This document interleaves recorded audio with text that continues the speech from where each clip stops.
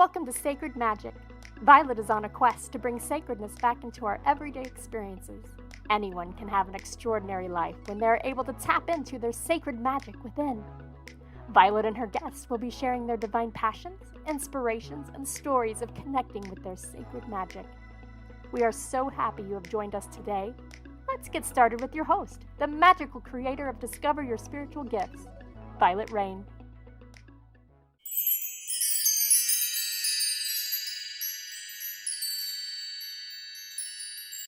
Hi, everyone. My name is Vialet Rayne. I'm the host of Sacred Magic Podcast, and I'm so excited today.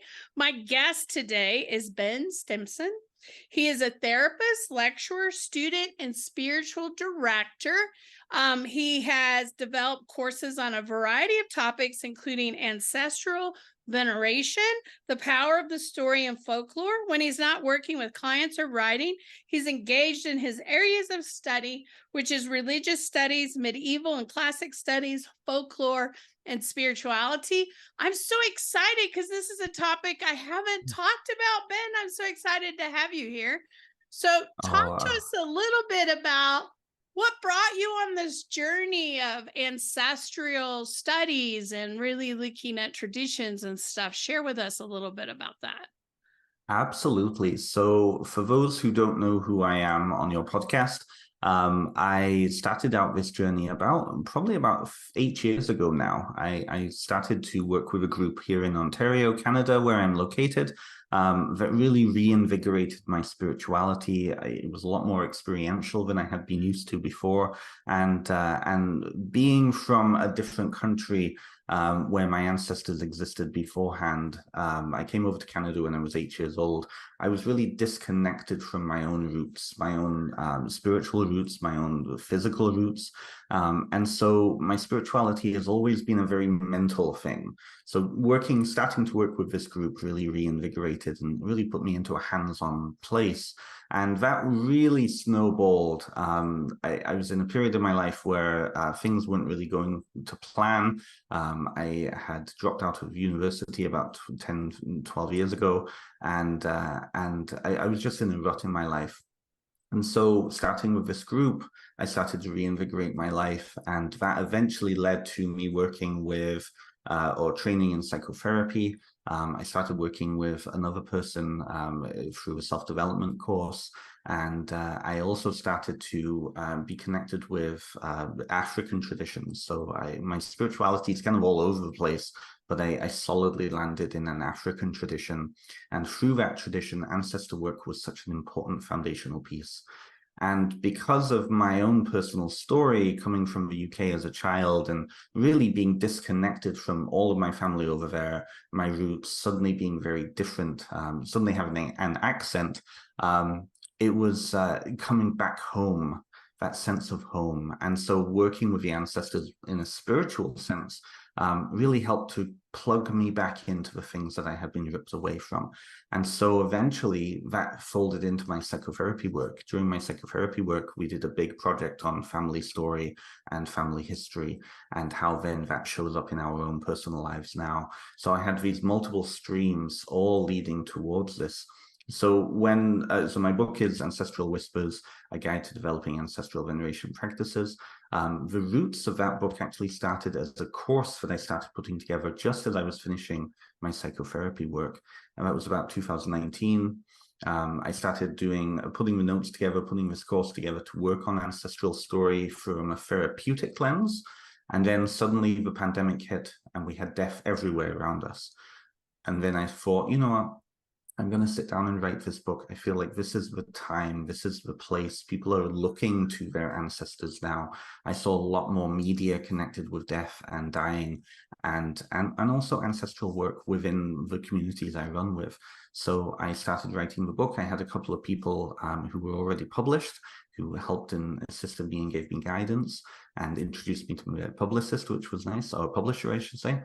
And now 3 years later, after starting to sit down and write this thing, it's almost ready to come out. So that's the short term, the short part of it, really.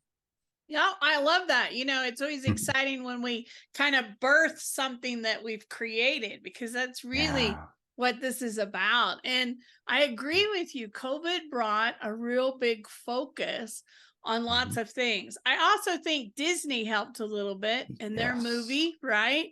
Um, absolutely. because when I look at those traditions, for me, because I wasn't part of that culture, I would always look at those things and be like, ooh, right? It was Yes. kind of frightening. And then when the movie came out, it was like, oh, I Mhm. get it. I get it. I never got it before. So Yes. I love that we're connecting. So, Ben, what would you tell someone that doesn't know about their ancestors, hasn't really connected? How can Mhm. they kind of do that? I mean, where does somebody start that hasn't worked with their ancestors to really build that foundation? Absolutely. So really that is the core question of the book. The book addresses that particular question. The need that I saw, particularly amongst Westerners, is that we are so disconnected because of history from our ancestors, especially in North America and Australia and other colonial countries, right? People are disconnected from the homelands in Europe or other places around the world. People are not necessarily grounded in the lands that they're existing on because of colonialism, even though that history can go back 200, 300 years. And so and also because of the funerary industry has really removed death from our everyday lives. So I feel like the modern epidemic of people not knowing how to connect with ancestors from a cultural place, from a personal place, really comes from that disassociation from death and from family, right? So how I address the book, first of all, it's in two parts, and this is really answering the question here. It's what you think and what you do. I think a lot of people, and you hit the nail on the head, people watch the movie Coco, or there was another one from Pixar a couple of years earlier. People look at the word of the movie Soul, and they start to think about, okay, what is the greater cosmological significance of me? Where do I fit into this greater cosmos, and what do I do with that, right? When we look at Coco, we look at the little kid Miguel. Where does he fit into this much broader family that is continuing even in the afterlife, right? And so I feel like a lot of people, because of perhaps Western culture, because of Christian culture, they tend to associate the dead with being in some far off distant place, inaccessible, and not being relevant to the now, even though we live in the context that they created. So how I usually tend to approach it is I get people to think about their worldview. When looking at the movie Coco, something strikes a chord with people, and that's usually relationship. People are yearning for relationship. And I think you know this because of all of your other content. All of the other guests that you've had on speak about relationship, whether it be relationship to guides, to God, to the divine, to the cosmos, whoever it is, right? And so that key piece about relationship, well, okay, what's the next question after that? Who are you relating to? How are you going to relate to them? Because you can look at the movie Coco, you can build an ofrenda, you can build a beautiful altar in that style, but if that is indicative of a relationship within one culture, how is that going to impact you? So the first whole half of the book is really about worldview. How do you see the ancestors? How do you see spirits in general? How do you see the cosmos? Where do you fit into all of that? And then when you've discovered those answers for yourself, or at least a few pieces to that, you can move on to the next pieces. Okay, well, how am I going to relate? And that's the doing piece. Ancestor veneration is often a fraught topic for a lot of people because, again, that Judeo-Christian Western perspective, we don't worship our ancestors, ancestors are not to be worshipped, blah, blah, blah. Well, if we replace that word worship, veneration with relate, then it becomes a lot easier for people. How do we relate to the dead? Well, we relate to the dead all the time. We have so many rituals culturally already. So how do we take those and place them into a living spiritual practice, which is really a living relationship with the dead. How can we then, bring them back into our lives, and how can we relate to them on a day-to-day basis? And so that's really how I suggest people start to go. That journey is going to be dependent upon every individual and how they approach it. Certainly there's issues of family trauma. Religious trauma can come into that too. Sometimes people don't know who their ancestors are because of adoption, because of specifically the African American community and slavery, the Middle Passage, not knowing who your ancestors were in Africa or in other countries. But where your ancestors from here are. They're buried in this cemetery, they're here from this place, and so on and so on. So the relationship can look different depending on who you are. And so then I feel like it's about deprogramming and asking permission, deprogramming that need to ask for permission of how to do things, and then just going with it. So I hope that answers the question. There's a huge question. I love that answer, because we could go in a zillion ways, because I'm thinking, number one, as family, we used to stay in the same place for hundreds of years. And now it's not unusual that you have children all over the place and they've moved. And so we have this disconnection, which kind of pulls us away from our ancestors and family. But we also have this piece coming in society today where more and more people are living together because it's affordable. And you're seeing grandparents and parents and children trying to have this family. So it's like we crave that. We miss not having our family next to us, right? And so as we get disconnected, it kind of pulls us away from that family unit that we used to have hundreds of years ago. Everybody stayed in the same town, right? And today we're everywhere. So connecting back to our ancestors has got to be a really powerful experience of who are we, because they're a piece of us, right? They're not separate from us, right? That's the thing. That's exactly it. Mm-hmm. Right? And so we're everywhere. And the other thing to this is death.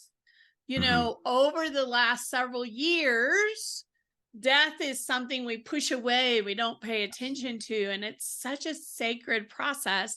And I know with teaching about death and dying, it's getting people to release, to kind of step in more of, this is sacred. Why are we not gathering around and supporting them on this sacred journey that they're fixing to take, versus, they whip them out and they're gone. And then, and what do we do afterwards? So there's all those pieces to this. So, there's so many pieces. Yeah. So many pieces to it. And we don't talk about it. There's not a lot of people talking about it. So that's why I'm excited that you're talking about it and sharing, because I think it's a real need. And COVID made us all feel so isolated. We're like, these people are dying alone without their family. That's exactly it. Right? That's exactly it. That key piece right there. People are dying alone. People's bodies are being placed in like Hart Island in New York, right? People are not being allowed to celebrate the rituals that are so intrinsic to us sending people off, making sure that they get to where they need to be, right? And that's across the board. You look at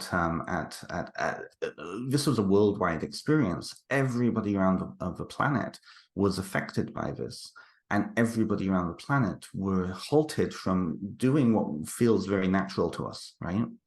And even now, the repercussions of that are that, people passed away during the pandemic, and people don't have that closure because they weren't allowed to sit shiva. They weren't allowed to have that 24-hour period of placing the body in the grave. They weren't allowed to come together as community and enjoy each other in a communal setting, right? So it's huge. And I think also a lot of people then, especially in the West, because of the way that we treat people who are dead, we tend to create voids, right? What happens when somebody dies? Usually what happens is The coroner comes, the police come, take the body away, and the next time we see it, it's backlit in a $5,000 casket minimum, and it looks like they're sleeping. And then the body is taken away and cremated or put into the ground, and that's it. We then don't talk about the dead. We don't talk about individuals who have died. We don't talk about them unless it's in the past tense. Well, so-and-so used to like this, so-and-so did this, so-and-so. Now, as spiritual people, we know that energy can't be created nor destroyed. So we're doing a disservice to our dead when we refer to them in the past tense in that way. But that's a very Western thing. When you look at other cultures around the world, that's actually not a norm. The dead are different, but they're still present. Suddenly they're not in the living room, they're in the shrine. Suddenly they're not necessarily in the same space as us, they're in the spirit world somewhere. But you're making offerings, you're talking to them, you're still relating to them. Many times, many cultures have divination systems with the dead, and so you're able to still communicate with them. And I think that as Westerners, again, because of culture and because of history and because of the funerary industry, we've been brought away from those very traditional ways we would have necessarily seen the dead before. And I think that needs to change. And I think there's a yearning for that. That's why people are so excited about these topics, why people are so interested in now death, why we see death doulas being such a huge industry, a burgeoning industry, right? So. And people are really drawn to do that. And I know in my class, Death, Dying, it is a specific individual that's like, this is my work. This is what I want to do. And they're very compassionate and supportive, and they see the beauty in it. And you're seeing it more and more. And like you said, in the last few years, it's really growing as a study and industry because there's a lot to this.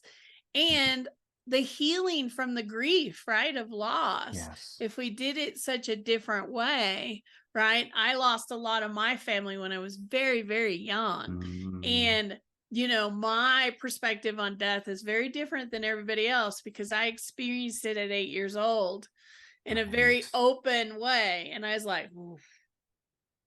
That's very young. Right. Yeah. And it has an imprint on us, whereas my oldest daughter has never experienced it today, and she's in her 40s. What a different perspective. But still, we all experience it in different ways. So, Ben, what are some of the cultures that you've seen and traditions that some of our listeners may not know of, you know, honoring our ancestors, being there? Because I'm sure there's a wide variety of different things out there.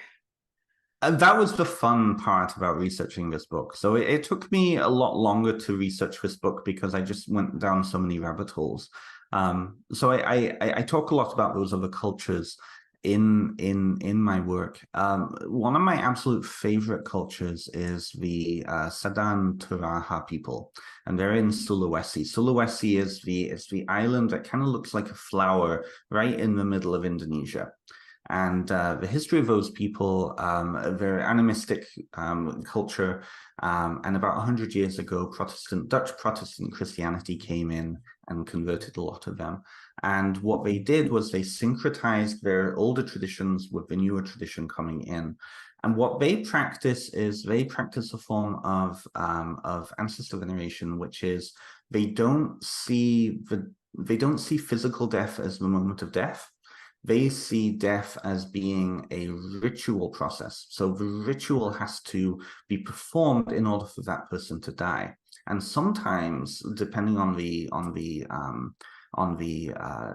place in society of the individual, you know, nobility aristocrats, they get much bigger, lavish festival, almost festival type funerals. And that can cost the family massive amounts of money. And so sometimes the funeral can sometimes be maybe 5, 10, even sometimes 20 years after the physical death of the body. Now, what happens is that the body is kept in the home while that's happened. While they're waiting for the funeral to take place, especially amongst kind of lower class individuals. And how they then refer to that person is grandfather, grandmother is ill. We're still offering them food, even though the body is dead, it's not animated. no, I should say the body is dead, but the spirit is still animating the body. It's still in there. That's the belief. And so they treat that individual then as still being part of the family, still living. So they offer them food, they offer them clean clothing, they take care of them while they're waiting for their funeral. And one of the interviews that I saw, this young woman who I believe she had done most of her training in Singapore and then moved home. And she was talking about how, you know, even though on a kind of a mental level, they know that this person is dead right now, on a social level, they're not dead. And in many ways, it can help with the grief process because it's about control, right? So the society can take a guiding hand in this process. And so the whole interview was about her preparing for the funeral of this individual who had died 15 years earlier. I think it was her grandfather. And there's this big lavish festival put together, big lavish funeral. People come from all over the place, and they have a huge, massive feast. There's games, and the ancestors are invited to this space. So the ancestors are present there, and how they represent their ancestors. They actually perform mummification. So they represent the ancestors both as mummified bodies, but also as carvings. And so the carvings of the dead are brought. And there's a particular point in the funeral where the body is then placed into a casket and is starting to be moved towards a necropolis, which is the local village cemetery that's in the shape of a village. It's like a small pseudo village. And at that moment, then there's a very particular moment, the person is considered dead. And then the waterworks start. People then know this person is now in with the ancestors. The ancestors have been invited to come collect them, and the body is then taken to the necropolis.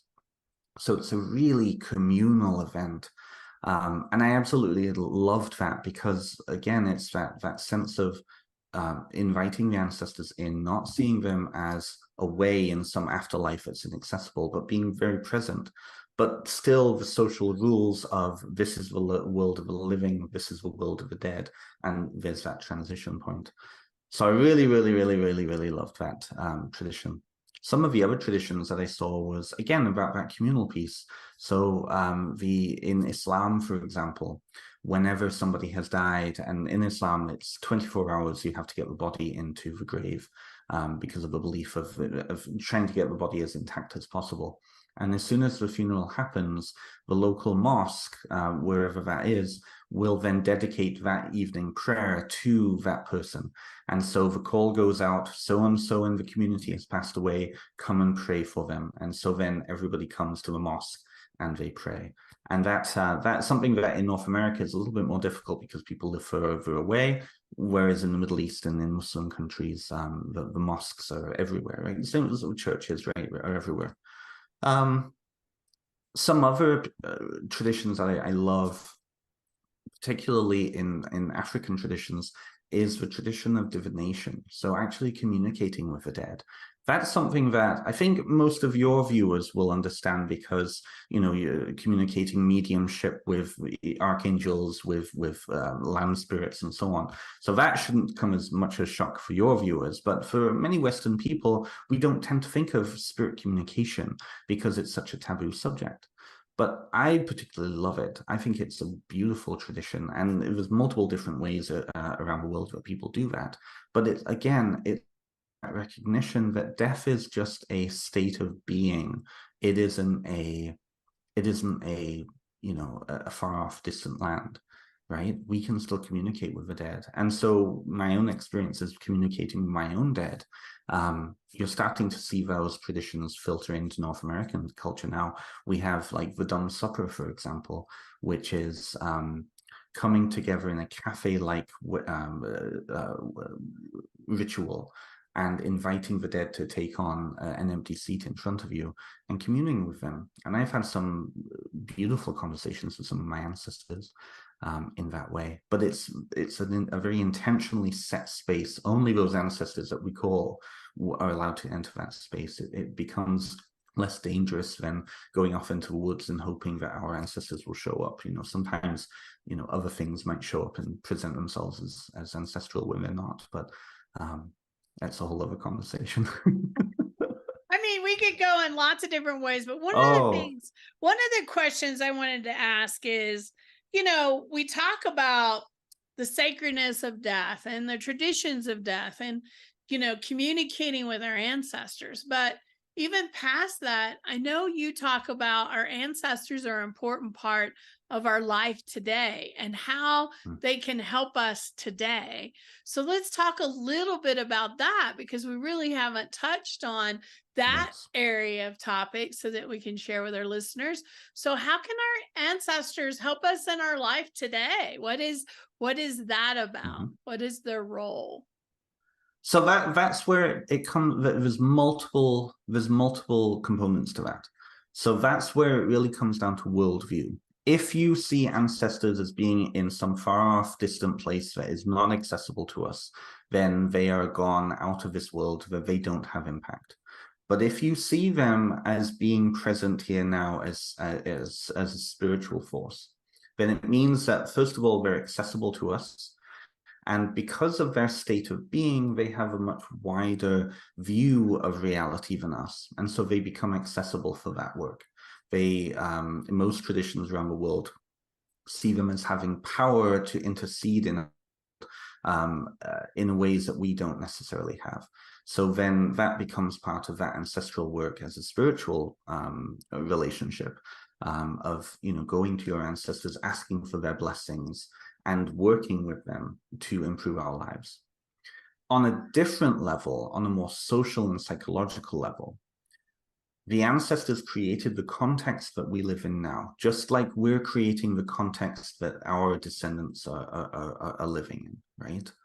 So, for example, with you lost many of your ancestors, many of your family when you were 8 years old.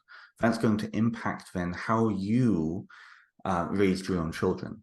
So your children live in the context that you created because of your experience with your family and that loss, right? In the same way, then your descendants will create the context with that as part of their story going forward. So when we look at how we were raised in our own families, our family origins, our communities, because ancestors are not just biologically related to us. In this way, we have very varied forms of ancestor. We're then looking, okay, what we're living with right now came from them. We need to understand that context so we can understand our context better. So then we can make better choices of the future or perpetuate. So, a lot of people with ancestral trauma tend to focus on trauma. What about strengths? When I looked at my own family history, I noticed that workaholism is a big part of our family story on both sides. And that's created a lot of unhealthy things. But underneath that workaholism is a lot of strengths. And when I started to recognize that, and that I was raised with certain strengths in my life that I can then utilize them now that are part of me because of that history, I started to recognize that in myself, and I was able to change my own life. So in that way, working with the ancestral piece becomes inner work for us. So I think there's multiple ways that we can go with that, but really those are the two pieces: the spiritual in the moment, and then the story that we exist in and created by. Well, the awareness, right? The awareness of, hey, this, we talk about Tibetan in the Tibetan Book of the Dead. They talk about a lot of people believe that if your father was an alcoholic, that you're going to be an alcoholic. And they talk about, no, that's not necessarily true. You may have chose that father for that experience to prevent you or to overcome something.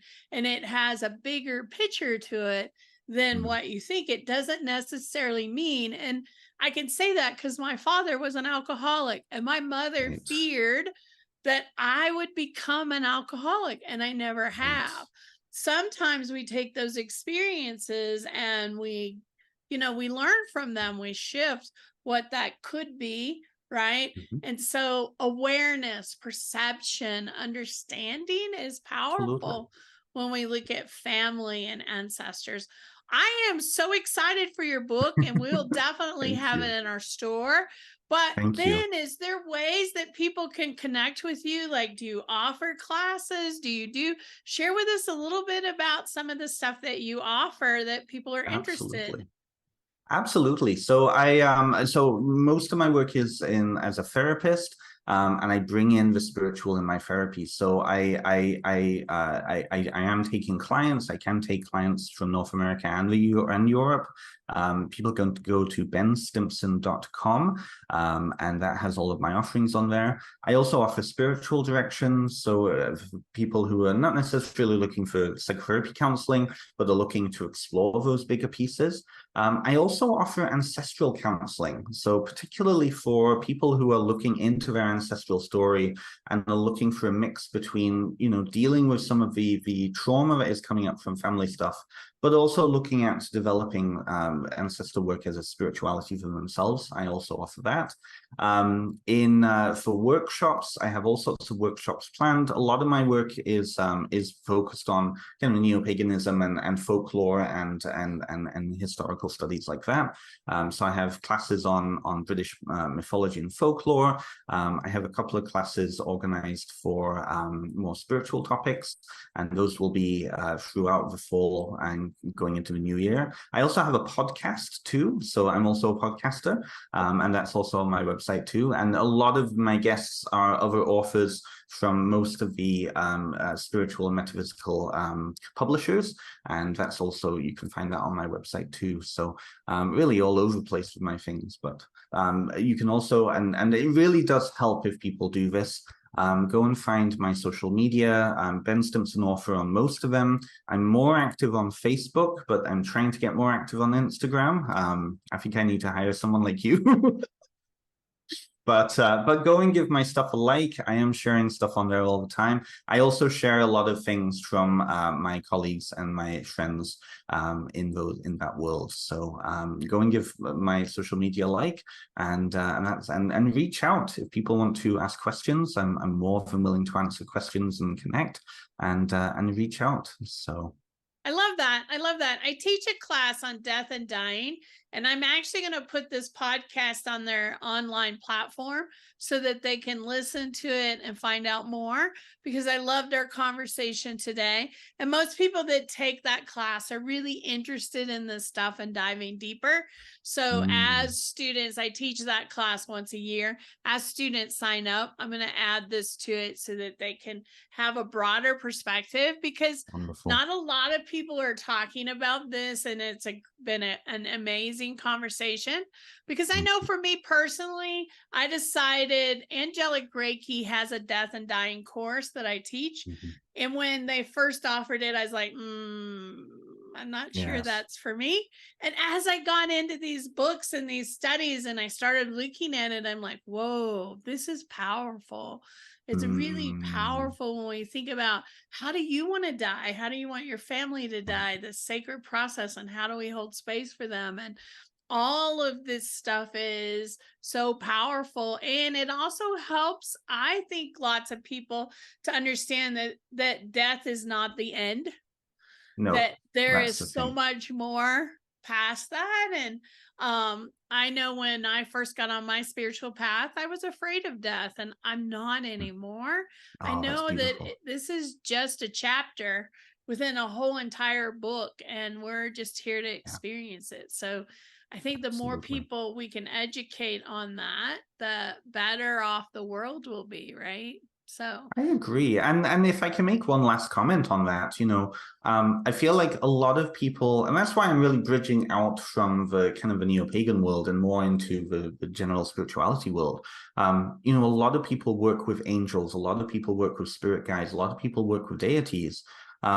And my experience with angels is that when it comes to death, they are very ambivalent because they've never had to go through a death themselves, right?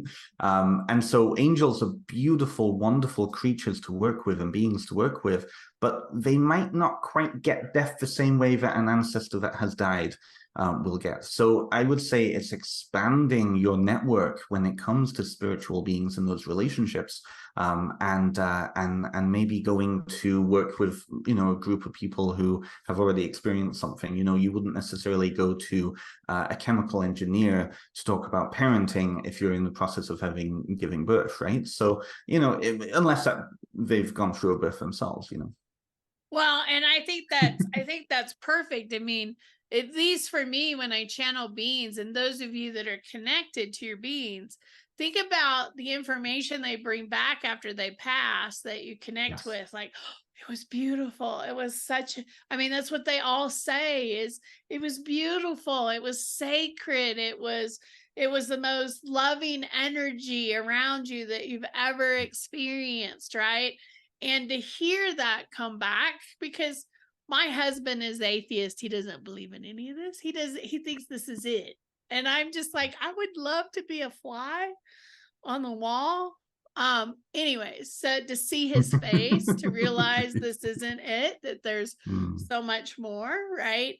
But it's okay. It's all of our personal experiences, and we should experience it the way we're supposed to. It's not my job to make you believe in something.